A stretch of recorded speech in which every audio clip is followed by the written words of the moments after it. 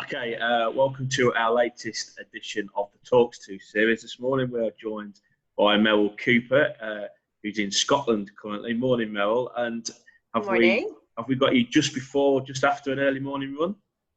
You've got me just before. After this, I'll be going out. I've actually got Sunday, which is normally my long run, so I've got a 4 hour to do today in the hills. Oh dear, the thought of it. So, just for our listeners, just very quickly, just outline why those 4 hour runs are so important for you at the moment.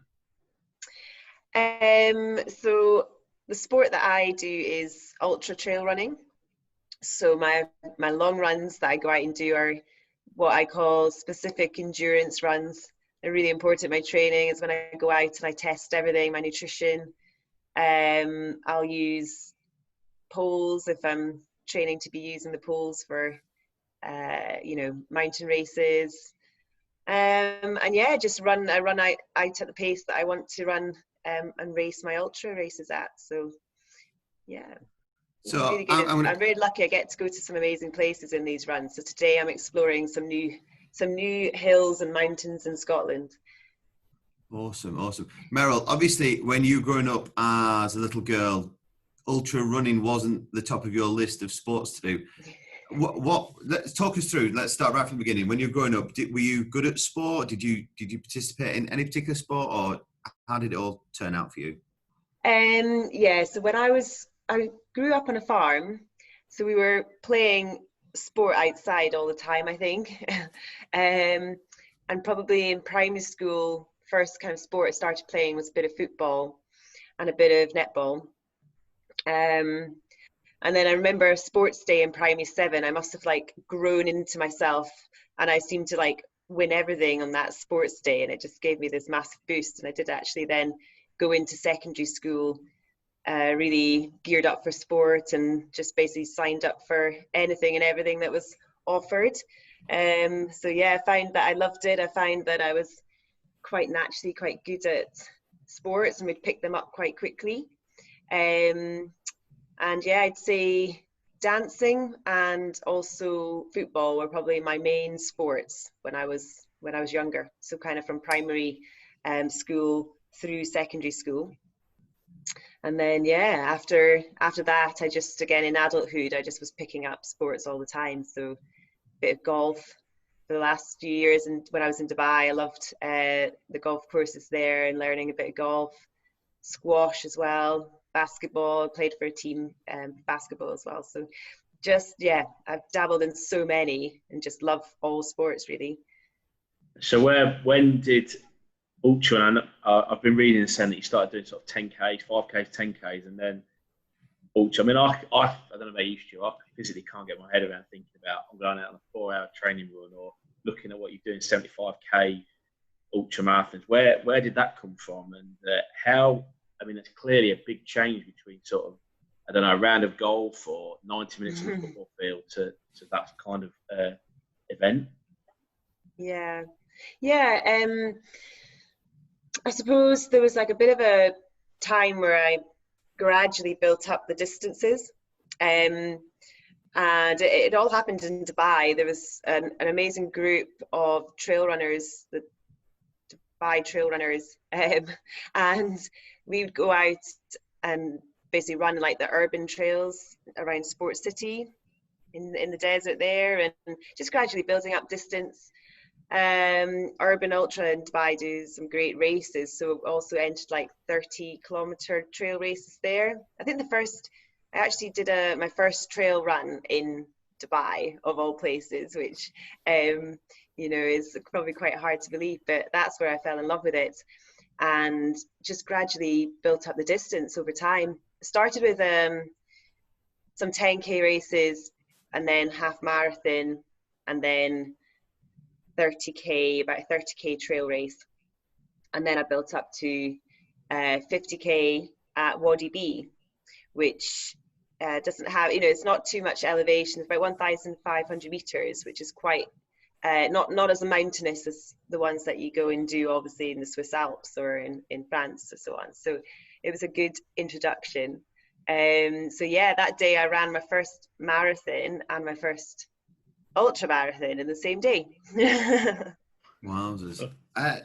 And obviously, it must be, obviously, the physical aspect is very important, but it must be so much mind over matter, because to even talk about running 10K now, and I've literally done one 10K run probably in my entire life, and I've played football for years and years, and I absolutely hated running. But I'd easily do that in a football match, but I think I don't know if it was a mind over matter thing or just boredom. The thought of doing a 10K run or even further, I just couldn't even wouldn't even be able to put my trainers on.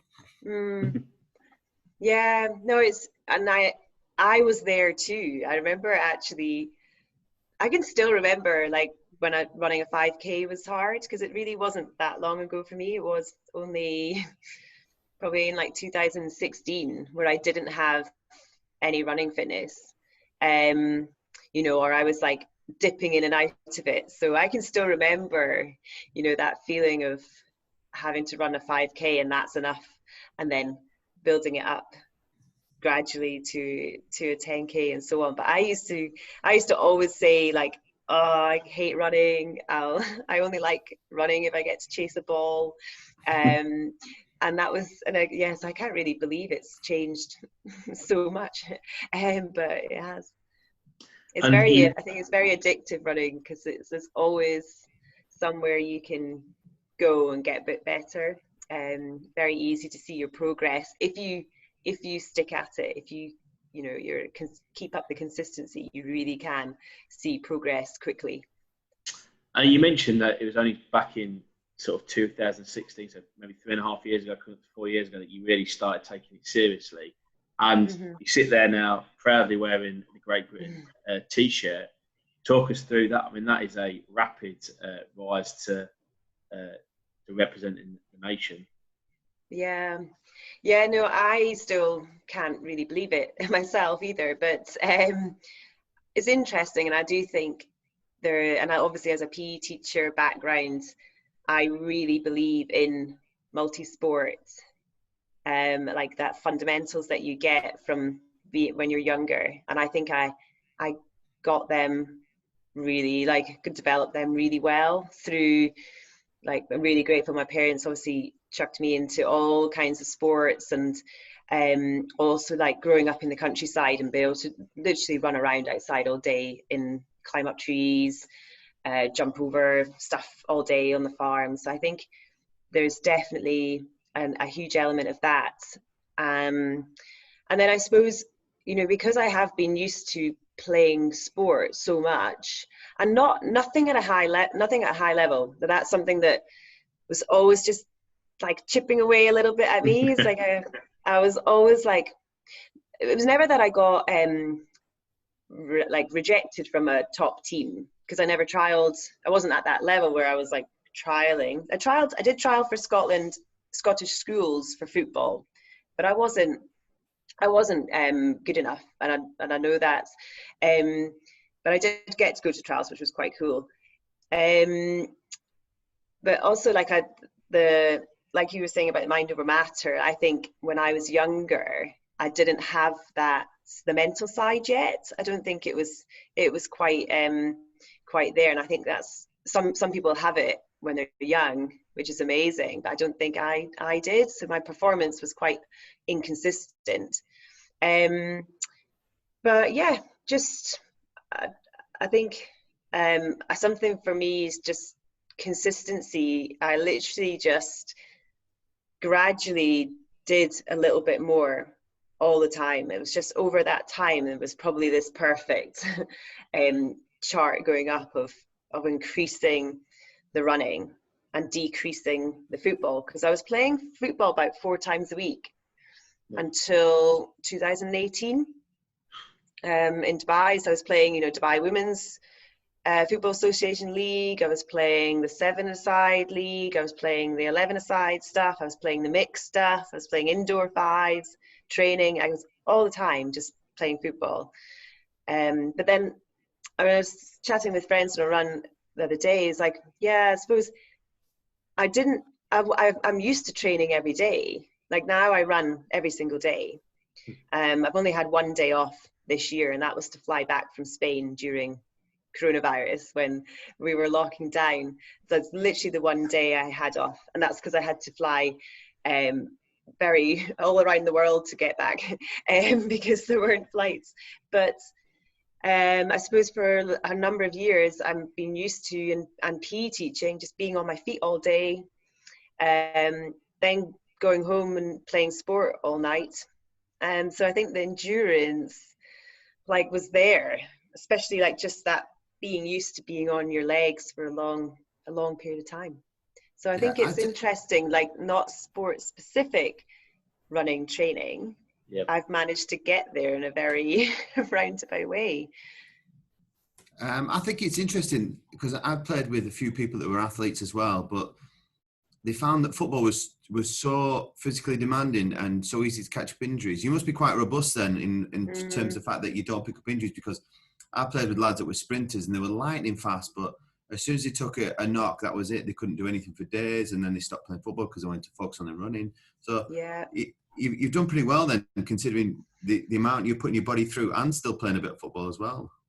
Yeah, no, definitely. I wonder if they're obviously genetics do play a bit. I've definitely quite a strong build and quite a strong person, so I think there probably is an element of that. But I do, anytime I go to a physio, they're just like, gosh, you're so robust. Like that word gets used a lot. So I think I still really believe that's down to, you know, that activity from such a young age. Not sport specific activity, just playing, you know, just playing outdoors and building up those fundamentals from a really young age. I'll jump in before Jack jumps in. I became a PE teacher because I realised my dream wasn't going to happen, you know, being professional sport. So I'm going to ask you this question then. You must have then thought, right, professional sports is not potentially a pathway for me. I love sport, so next natural progression is to go into teaching. Is that your thought process? So this must have come a shock X amount of years later. Yeah, no, totally. That's exactly like it was never on my mind when I was younger that I would represent Great Britain or get to high level in one of these sports. So yeah, I just loved sport. I like at school, I did quite well at school, but I just still PE was the subject. I just wanted to be in the PE department all day, and yeah, so that got into the PE teaching career. And then it just in the last few years I just realized that like I had a bit of an ability in this sport, and that has led to me stepping away from PE teaching for the time being, which is quite a turnaround. So, in terms of when you represent Great Britain, or when you have represented Great Britain, what does a week in preparation for a big race, and then what does race day actually entail? So, in ultra running, there's not yet like training camps and things like that, because it is obviously it's not as well funded as the Olympic sports. So what it entailed was, you got sent all your kits before, which was very exciting. Yeah. So I got sent, I actually had to get some of it sent to Dubai, and it was too much kits, so some of it got brought out by the team from the UK. So yeah, the team just only met once. I think we had one call, a group call, just like as a team, and then we all met a couple of days before the race. It was in Portugal, the Trail World Championships last year. And yeah, it, like for me, I'd only done 1 year of racing competitively before, and then I was suddenly like just surrounded by all my trail running heroes. So it was quite overwhelming for me. I think I was just like on such a high that I quite possibly exhausted myself before the race because I had a really tough race. But yeah, we just all, you know, we'd have dinner together and some like team meetings. There was a nice like opening ceremony there that we did, and we all went up on stage with getting our names called out, and and then some time relaxing. And during the race, just really nice support, not just from our own team, but all the competitors were amazing. I actually met one of the girls from the Irish team is actually one of my closest friends now. So it's amazing who you can meet during a race, especially when they're quite long. So yeah. And so how long did that race take? Yeah. From So start that race was actually for me, because my specialism is the longer stuff. That was quite short. It was 44 kilometers, with 2,200 meters of elevation gain. So it's quite fast actually for an ultra. And so like I think that took me just over 5 hours. But the winning female was a lot faster than that. So yeah, very fast races over that distance. Yeah.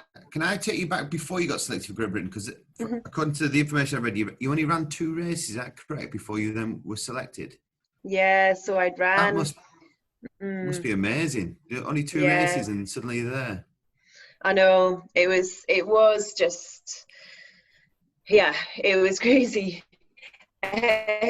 So I had ran 4 ultras, two in Dubai in 2 in 2017, but that was when I was doing it for fun. I didn't have a competitive instinct in my body. It was literally just to go finish them. I was talking to anyone and everyone I met. I was taking selfies. I was just having a ball. I wasn't doing it in a competitive way. It was like just a more challenge to finish the race. And then when I discovered in the race that was in Switzerland, it's called Eiger Ultra Trail. I discovered in that one in July 2017 that I was actually quite fast.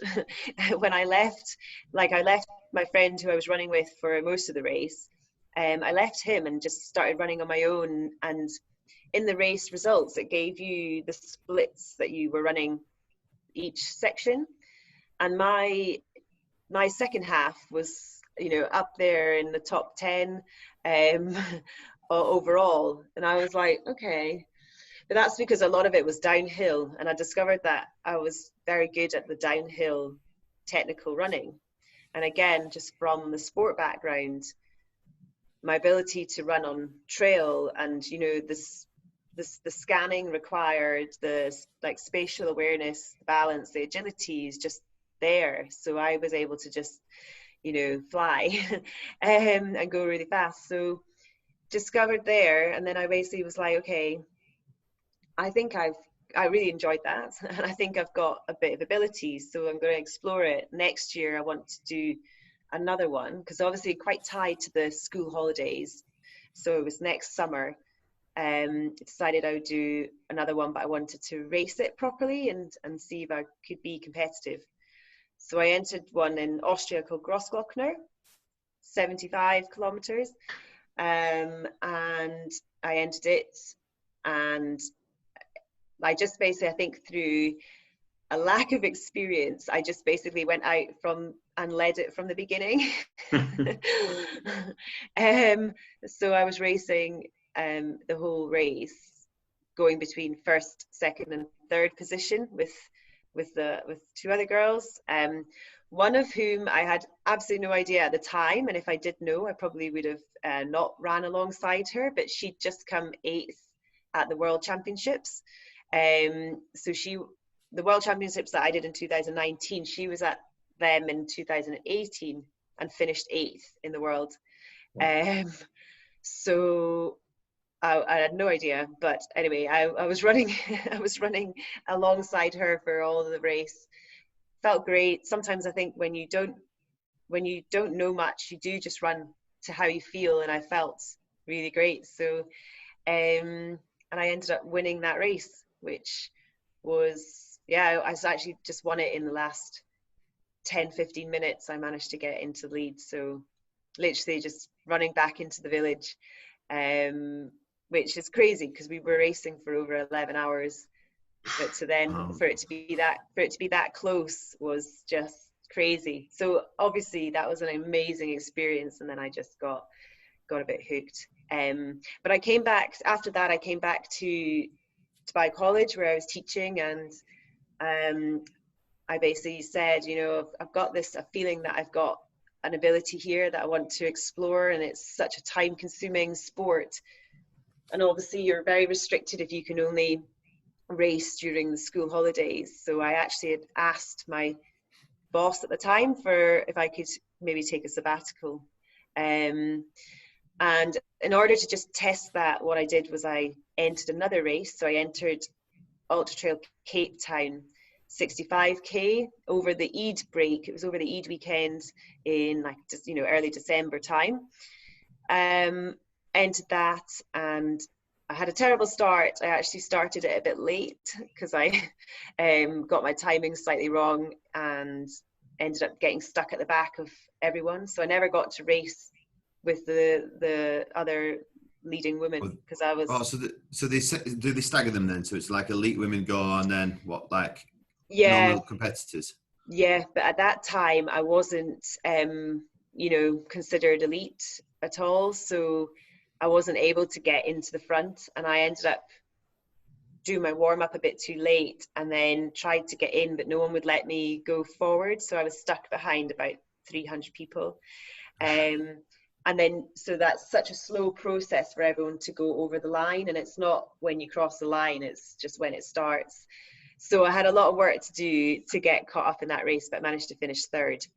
That's an amazing so that's, achievement. you know, two podium races on the international circuits. That's, you know, what stood out for GB. They really value if you go and race internationally and you put yourself up there against not just people from the UK but people from all around the world. So, but it was never in the plan. You know, I wasn't in any way thinking, oh, I'm going to do this race and this race, then I'm going to put my CV into the GB selection. It just didn't even cross my mind until after doing the race in Cape Town. So yeah. Go on, Jack. So what's the plan for the future? Obviously, this year for most sports, or certainly since March, has been a bit of a write-off. Lots of different, well, for the obvious reasons. So, what's the plan for yourself moving forward in terms of for Great Britain or teaching or what have you? Yeah, I was very lucky. I managed to race on the 8th of March, by the way. So I was so Just lucky. before, I got one race in Gran Canaria, but just a short one because I was working more on speed at the time. So I just did a 30k there. So very lucky to have got to do that. But the plan is, my races are just constantly getting cancelled. I had 2 cancelled just a couple of days ago. They were in September and October. And in the Canary Islands, where, you know, everything's very under control and they're quite small races. So this is not giving me much. But yeah, I'm currently just training as if I have races and hoping that at least one of them goes ahead. And if it doesn't, I'll definitely do some kind of, like, have you heard of people doing fastest known time attempts? So they're called FKTs. So there's lots of routes around the world that are quite famous, and there'll be current records for them. So I'll go and do an attempt at one of them if races continue on this vein of just getting cancelled all the time. But yeah, I want to represent Great Britain again next year. So I'm working really hard to be up there with the best ultra trail runners in the UK, because you know, there's lots of great ones, but for the first time in quite a few years, next year there's going to be an 80-kilometer distance at the World Champs, which suits me a lot better. So That's what I'm aiming for, and that's, I think, in the autumn time next year. Awesome. And then yeah, all the races that I was meant to do this year, that haven't been rescheduled to the end of the year, I'll hopefully get to enter them again.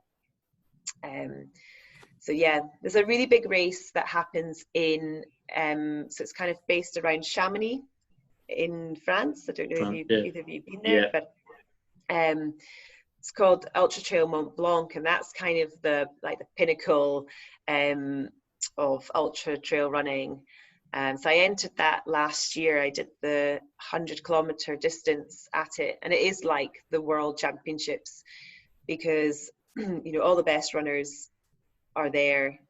So that was my highlight of last year, was finishing 13th there. And I really this year that was like my A race, but it got cancelled. So next year I look forward to going back there and hopefully being able to compete for the podium spots. That's another big goal for me.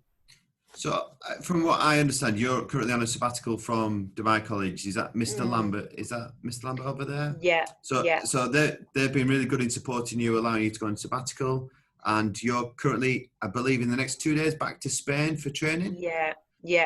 So it did take the sabbatical took a slight detour. So I actually had to make a very tough call, because with the way it works in Dubai, as you kind of know, you need to decide by January of the year if you're going to stay on at the school or if you're moving and things. So I was only kind of 6 months into the sabbatical, but I decided to not go back. So I'm not returning to Dubai College, and which was a really hard decision to make, because it is like a dream job, but then this is also a different dream, and I'm not getting any younger, so it's kind of now or never that I need to kind of pursue this.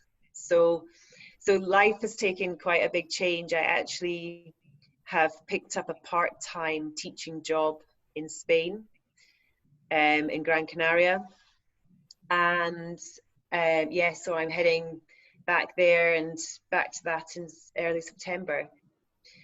So yeah, heading out there to get training back in some bigger mountains and the heat. And yeah, that's the plan. Awesome. Right, I'm going to, before Jack comes in, I'm going to put you on the spot, Meryl. I'm going to ask you, where do you think you currently rank in the world? He likes doing this, Meryl. He likes putting people on the spot, so don't worry about it. Okay, at my distance of 100 kilometers, on a good day,